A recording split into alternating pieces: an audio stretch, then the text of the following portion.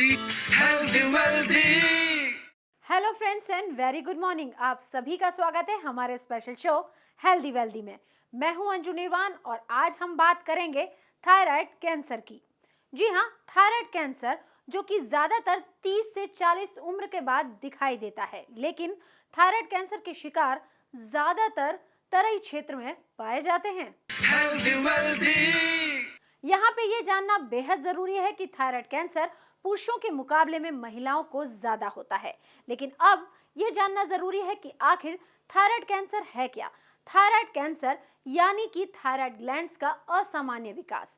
Thyroid glands thyroid hormones बनाते हैं जिसके लिए जरूरत होती है आयोडीन की। बताएंगे इस बारे में बहुत कुछ, लेकिन उससे पहले चलते हैं हमारे योगा एक्सपर्ट के पास और जानते हैं उनसे आज के स्पेशल योगासन।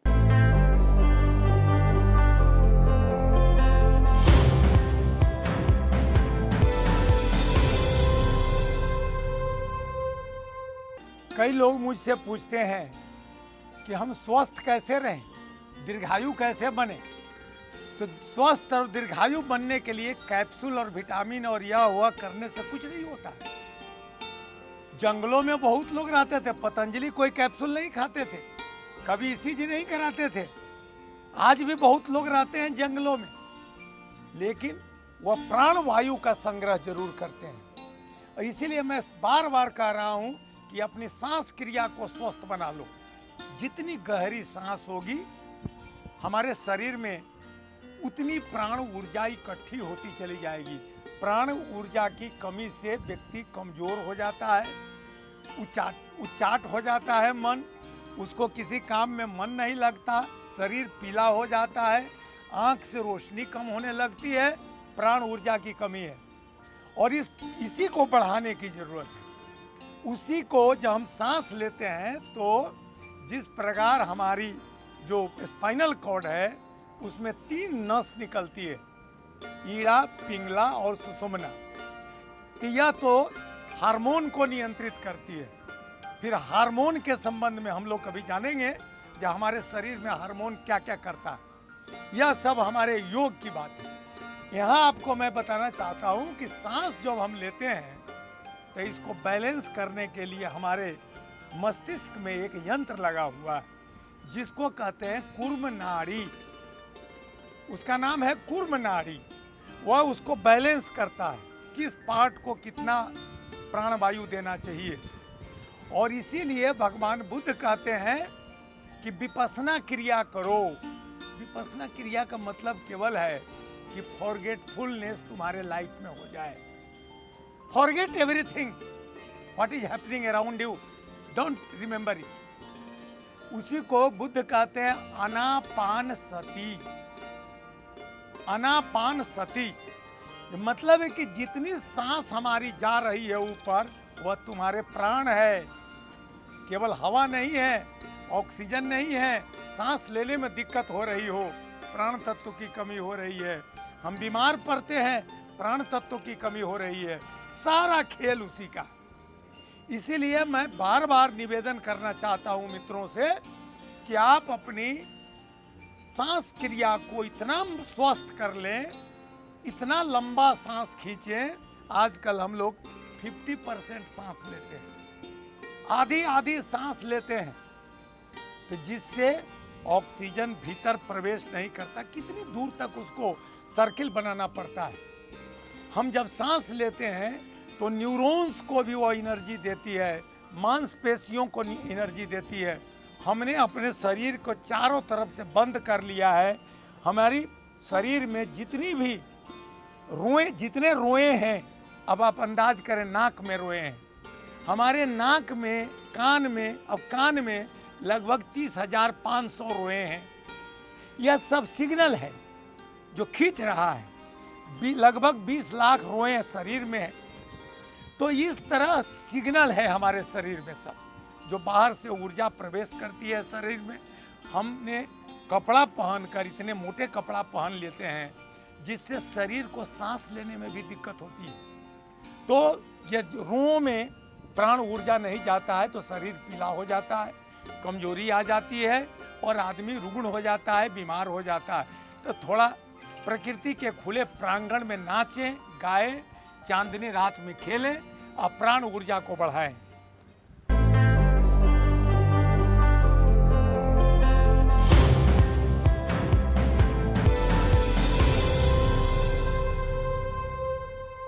योगासन आपकी हेल्थ से जुड़ी कई बीमारियों को ठीक करने में मदद करता है। ठीक वैसे ही अगर आपको थायराइड कैंसर है तो आपको गले से जुड़े आसन करने चाहिए। इसके अलावा आप प्राणायाम करके भी थायराइड कैंसर में लाभ ले सकते हैं।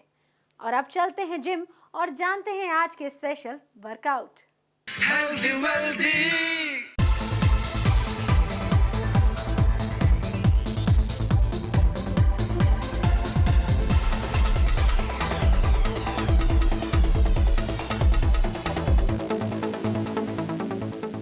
हाय everyone, welcome to healthy wealthy. I am Sumit Malik from Fluid Fitness. आज हम बात कर रहे हैं फ़िटनेस की। जब हम बात करते हैं फ़िटनेस की, हमारे जहन में सिर्फ एक ही बात आती है फ़िटनेस को लेके कि हमको जिम जाना है, जिम जाके हमको वेट लिफ्टिंग करनी है। लेकिन दिस इज़ अ मिथ। जब हम एक्चुअल में बात करते हैं फ़िटनेस की, हम बात करते हैं प्रॉपर कार्डियोवैस्कुलर एक्टिविटीज़ की प्लस वेट लिफ्टिंग की। फ़िटनेस के काफ़ी सारे एस्पेक्ट हैं आजकल, जिसमें से योगा एक है, मिक्स मार्शल आर्ट एक है, you play any kind of sports, that is also a fitness. So basically what the funda is to burn your muscle and you make them to stay strong, to stay fit. जब हम fitness में आते हैं, हम देख रहे हैं cardiovascular activities के लिए लोग कर रहे हैं treadmill, we have cross train है। कार्डियोवैस्कुलर एक्टिविटीज़ जब मैं बार बार बोल रहा हूँ, which means is once you burn more muscles for fitness, you gain more muscles. By doing any kind of cardiovascular activities, you increase your heart rate, plus you gain total fitness. Now, when we talk about fitness, cardiovascular activity is just one aspect of them. Weight lifting is another one, जो कि जब आप कोई भी बंदा gym में आता है, जिम में आने के बाद ही आप वेट उठा सकते हैं। A normal person who lives at home, who have a normal lifestyle, 9 to 5 kind of job, he cannot burn that kind of muscle which he or she should be.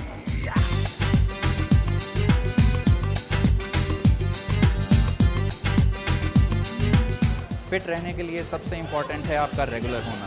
अगर आप रेगुलर जिम में आ रहे हैं, regular exercise कर रहे हैं, regular diet follow कर रहे हैं, so basically you all set for a good healthy fit lifestyle. So fitness is today in environment is a lifestyle. आप सिर्फ एक एस्पेक्ट पे फोकस नहीं कर सकते, आपको कई तरह के एस्पेक्ट फॉलो करने पड़ेंगे फिटनेस के लिए, जिसमें से exercise is the primary, diet is the secondary. Now third thing is your passion, how passionate you are for your fitness.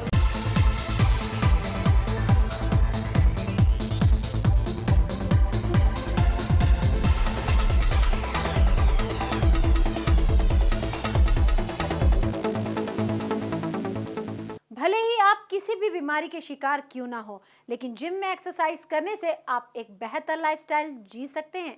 इसके लिए ज़रूरी नहीं कि आप जिम में ट्रेडमिल पर दौड़ें। साइकिलिंग, इसके अलावा वॉक भी एक अच्छा फिटनेस ऑप्शन है। healthy wealthy दोस्तों, आप क्या जानते हैं कि थायराइड टिश्यू 4 ग्लैंड से मिलकर बने होते हैं। ये थायराइड ग्लैंड्स हमारी बॉडी में कैल्शियम की मात्रा को नियंत्रित करते हैं। इसके अलावा थायराइड ग्लैंड्स की अगर सर्जरी की गई है तो सर्जन को सावधानी पूर्वक और इन ग्लैंड्स को नुकसान पहुंचाए बिना ऑपरेशन करना होगा, अदरवाइज आपकी गले की आवाज़ भी खराब हो सकती है। थायराइड कैंसर में और कैसे बरतें सावधानी, कैसे करवाएं अपना इलाज, जानने के लिए चलते हैं हमारे हेल्थ एक्सपर्ट के पास।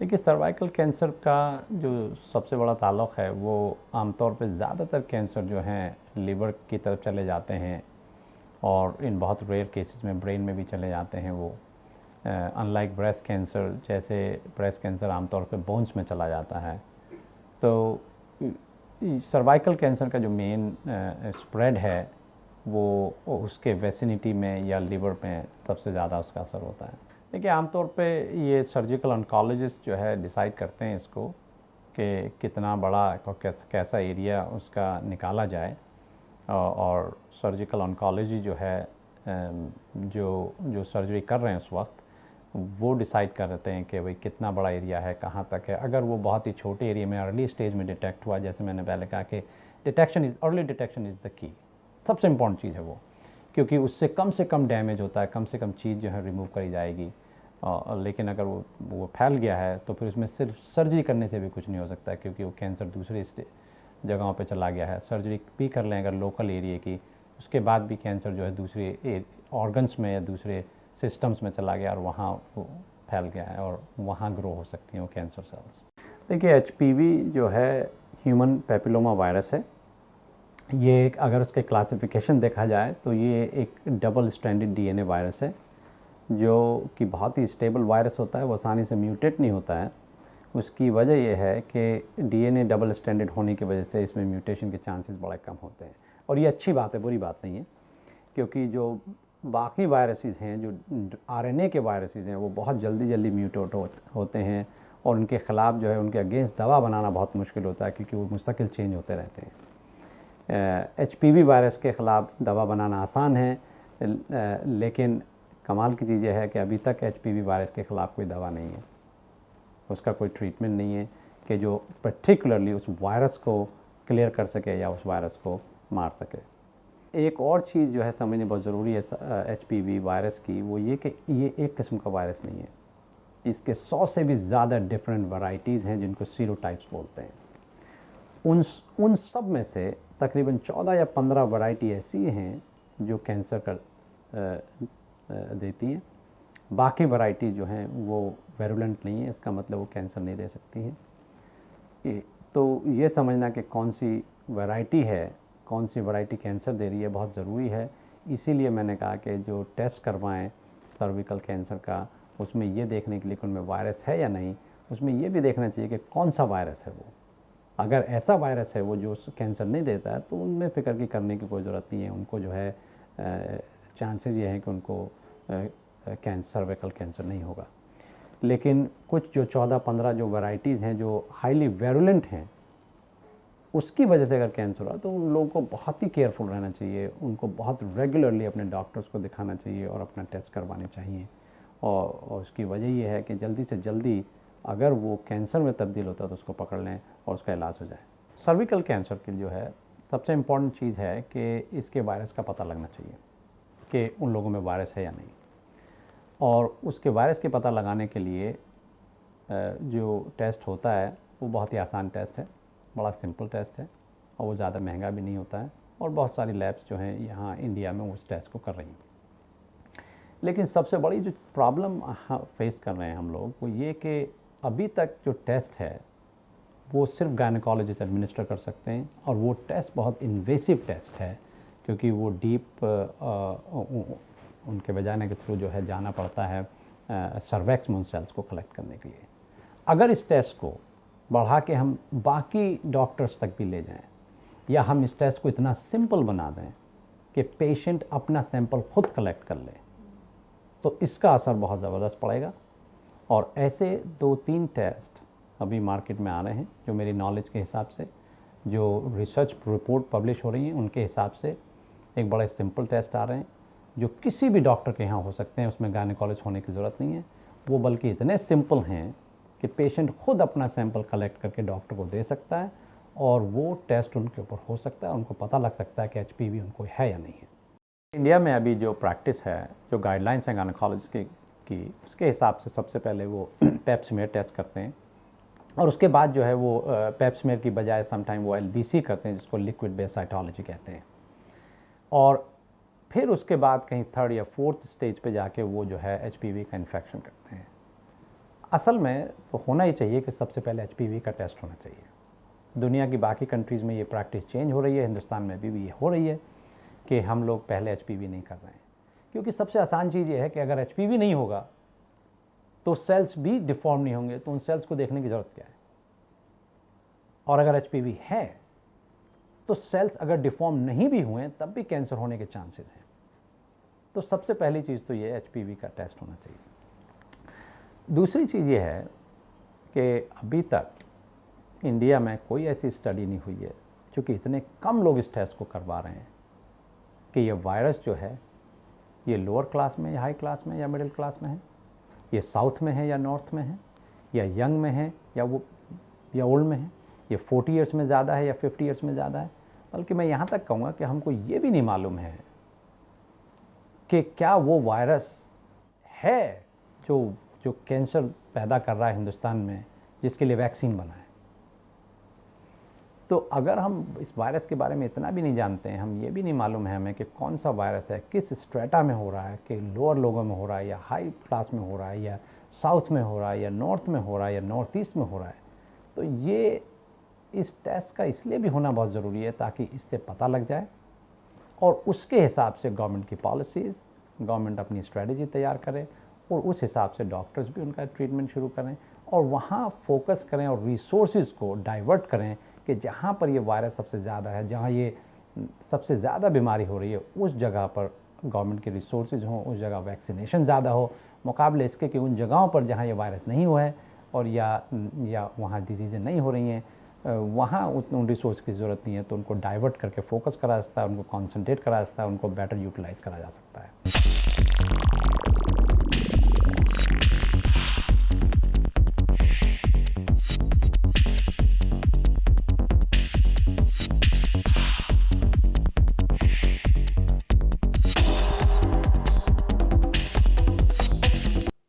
थायराइड कैंसर के लक्षण जानना भी बेहद जरूरी है। इसमें पेशेंट की गर्दन में गांठ रहती है, गर्दन में दर्द रहता है जिसका असर कानों तक महसूस होता है, सांस लेने में तकलीफ होती है और आवाज में भारीपन रहता है। इसके अलावा खाना निगलने में भी तकलीफ होती है। ऐसे पेशेंट को किस तरह की डाइट लेनी चाहिए, जानने के लिए चलते हैं हमारे डाइटिशियन के पास।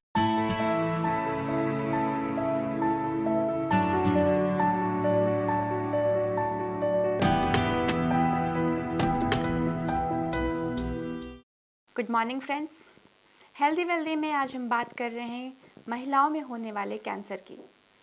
आज की तारीख में भारत दुनिया के हाईएस्ट कैंसर रेटेड देशों में एक हो गया है।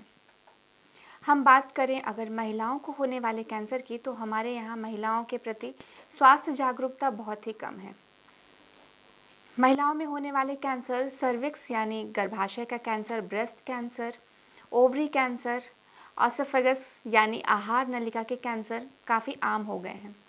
आपकी जानकारी के लिए बताना चाहूँगी कि WHO के अनुसार भारत में हर साल लगभग 7 लाख मौतें कैंसर के कारण हो रही हैं और हर साल कैंसर के 10 लाख नए मामले रिपोर्ट किए जा रहे हैं। तो अब हमें ये जानना बेहद ज़रूरी है कि क्या वजह है कि आखिर कैंसर इतनी तेज़ी से बढ़ता जा रहा है। कैंसर के ज़्यादातर मामले जब तक डायग्नोस होते हैं तब तक वो काफ़ी एडवांस स्टेज तक पहुंच चुके होते हैं। तो कैंसर में ट्रीटमेंट्स लेने से कहीं ज़्यादा प्रिवेंशन की ज़रूरत है। हमें ये जानना ज़रूरी है कि कैंसर के क्या क्या रीज़न्स हैं और हम उनसे किस तरीके से बचाव कर सकते हैं। अगर कैंसर की बात करें तो हम अपनी लाइफस्टाइल में कुछ चेंजेस करके, अपने खान पान में कुछ ऐसी चीज़ों को शामिल करके जो हमारी प्रतिरोधक क्षमता कैंसर के लिए बढ़ाएं, उससे हम 50% तक कैंसर के रिस्क से बच सकते हैं।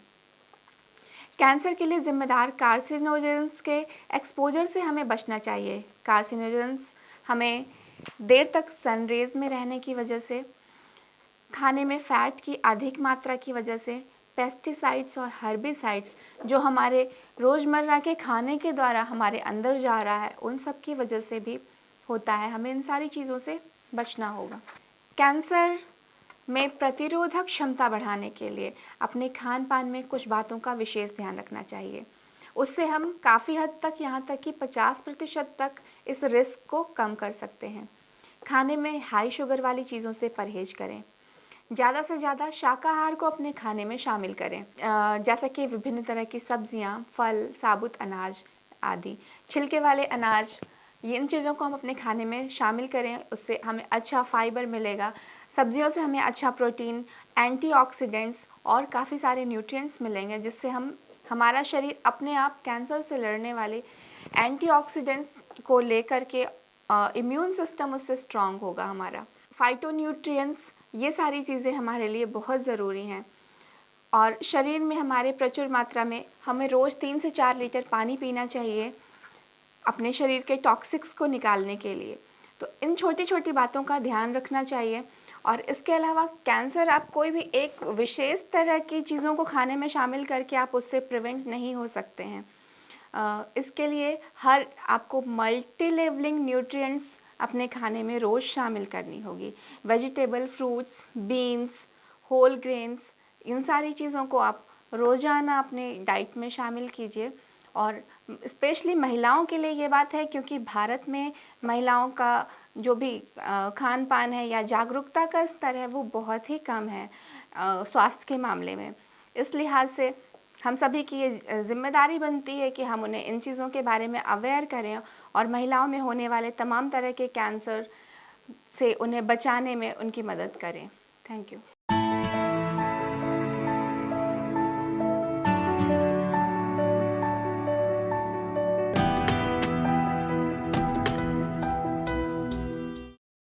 थायराइड कैंसर से बचाव का सबसे सही तरीका है सर्जरी। सर्जरी के बाद पेशेंट को ओरल थायराइड हार्मोन की दवाएं लेनी चाहिए। इसके अलावा रेडियो एक्टिव आयोडीन थेरेपी भी कैंसर के टिश्यूज को खत्म करने में मदद करता है। थायराइड कैंसर से बचने के लिए पेशेंट को तंबाकू, सिगरेट और शराब का सेवन छोड़ देना चाहिए। healthy wealthy, अपनी डेली डाइट में विटामिन डी से युक्त भोजन लेना चाहिए, जैसे कि मछली, दूध, अंडा और मशरूम। इनका सेवन करें। इसके अलावा ऐसे फूड सप्लीमेंट भी ले सकते हैं जिसमें विटामिन डी सबसे ज़्यादा पाया जाता हो। इसके अलावा डॉक्टर के परामर्श पर ही अपना उपचार करवाएं। दोस्तों, अगर आपकी फैमिली हिस्ट्री में किसी को भी थायराइड कैंसर है तो आपके लिए इसकी संभावना कई गुना बढ़ जाती है। इसलिए आपको बीच बीच में समय रहते जांच करवाते रहना चाहिए। इसके अलावा रेडिएशन के संपर्क में भी अगर आप ज़रूरत से ज़्यादा हैं तो भी थायराइड कैंसर की संभावना बहुत ज़्यादा हो जाती है आपके लिए। इसलिए इस तरह के माहौल से बचें और समय रहते खुद की जांच करवाएं। healthy wealthy, फूल गोभी, पत्ता गोभी और ब्रोकली थायराइड कैंसर पर प्रतिकूल प्रभाव डालते हैं, इसलिए इनका सेवन करने से आपको खुद को बचाना चाहिए। अगर आपकी उम्र 30 से 40 हो चुकी है तो वक्त रहते अपना चेकअप जरूर करवाएं। और अगर एक टेस्ट में आपके लिए ये रिपोर्ट पॉजिटिव नहीं आती तो भी हर साल चेकअप कराना बहुत ज़रूरी है। इसी तरह से आप खुद को रख सकेंगे हेल्दी वेल्दी। हमारे आज के एपिसोड में फिलहाल इतना ही। healthy wealthy, healthy wealthy.